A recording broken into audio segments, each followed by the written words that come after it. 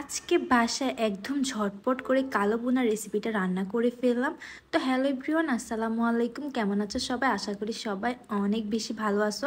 তো লাস্ট কয়দিন ধরে আমার হাজব্যান্ড এত পরিমাণে কালো বোনা খাইতে ডিস্টার্ব করতেছিল, বলতেছে কি ব্যাপার, কোরবানি হয়ে গেল, তুমি আমাকে এবার কালো বোনা করে খাওয়াচ্ছ না। তো লেট স্টার্টেড। আমি প্রথমে কি কি করে নিচ্ছি ওকে খাওয়ানোর জন্য। মানে এত ইজি একটা প্রসেস, এত ইজি রান্না, মানে আমার কাছে মনে হয় এটা খুবই ইজি। তো প্রথমে আমি 2 কেজির বেশি মাংস নিছি, যে 2 কেজি হবে, একটু বেশি হতে পারে। তো এখানে পেঁয়াজ কুচি দিয়ে দিলাম, দেন আদা রসুন বাটা দিলাম 2 টেবিল চামচ, এটা না দিলে হয়। টমেটো সস দিলাম কিছুটা, দেন এখানে 1 প্যাকেট পুরো কালো বোনা মশলা পুরোটা দিয়ে দিলাম, দেন সরিষার তেল দিলাম। আর এই মশলার প্যাকেটে কিন্তু 2টা প্যাকেট থাকে, দেন তোমরা বড় প্যাকেটটা দিয়ে দিবা সবার আগে। তারপর লবণ দিয়ে সরিষার তেল দিয়ে ভালো মতো মেখে নিবা, আর একদমই কিছু লাগবে না। ভালো মতো মাখার পর দেখতে পাচ্ছ এখনই কি সুন্দর লুকটা চেঞ্জ হয়ে গেছে, কালো কালো হয়ে গেছে, মানে একটা কালো ভুনার এখনই ফ্লেভারটা বের হয়ে গেছে। তো আজকে যেহেতু ওয়েদারটা একটু খারাপ, বৃষ্টি বৃষ্টি ভাব, আর এই সময় কালো ভুনার সাথে যদি একটু খিচুড়ি হয় তাহলে খুব বেশি ভালো হয়। তো এই তো আমার ওয়েদারটা আজকে এত বেশি ভালো লাগতেছিল, তাই এই সহজ রান্নাটা আর এই ওয়েদারের সাথে একদম মিল খেয়ে গেছে। তো এখানে আমি কালো ভুনাটা মাংসটাকে আমি বসিয়ে দিলাম কুকারে। তো এক ফাঁকে আমি ভাবলাম যে খিচুড়িটা রান্না করি। তো খিচুড়ি না, অলরেডি আমি এখানে ডাল টাল কিছু ইউজ করিনি, দেন শুধু চালটাকে আমি একদম মানে একটু কালার করছি, যেন ফলাও বলতে পারো তোমরা এটাকে। যাই হোক, আমি এভাবে প্রথমে পেঁয়াজ টেজ দিয়ে বসিয়ে দিচ্ছি। এটা খুবই ইজি, সবাই এটা পারো, এটা এক্সট্রা করে দেখানোর কিছু নেই। তো যেটা বলতেছিলাম, কালো বোনা তোমরা মনে করো অনেক কষ্টের কাজ, অনেক কিছু তোমরা অনেকে পারো না, কষ্টের জ্বালায় খাইতেও পারো না, মন চাইলে অনেকে রান্না করে খাও না। তো আমার মনে হয় এই রেডিমিক্স কালো ভুনা মশলাটা দিয়ে মানে ইজিলি তোমরা রান্না করে নিতে পারবে, এত সহজ আর একদম রেস্টুরেন্টের মতো স্বাদ হয়।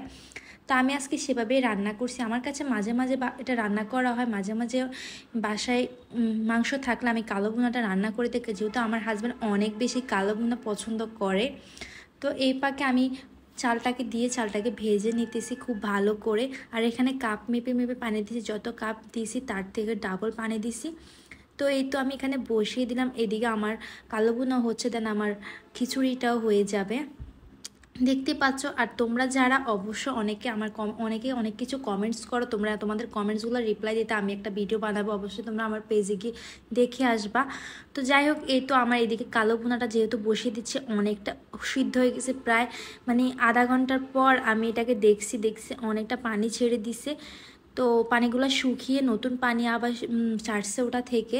আমি কিছুটা পানি দিয়ে পানিটা ফুটিয়ে, দেন আমি আরেকটা এক্সট্রা প্যাকেট ছিল মশলার, তো ওই প্যাকেটটা দিয়ে দিলাম। যখন দেখবো মাংসটা হয়ে আসবে, বলক উঠতে শুরু করবে, তখনই তোমরা এক্সট্রা প্যাকেটের মশলাটা দিবা। আর এরই পাকে দেখতেছি আমার পোলাওটা অলরেডি হয়ে গেছে। তো আমি জাস্ট একটু কালার করছি, পোলাও বলতে পারো, যেহেতু আমার হাজব্যান্ড একদম সাদা পোলাও খেতে পারে না, তাই ওর জন্য একটু কালার করে নিতে হয়।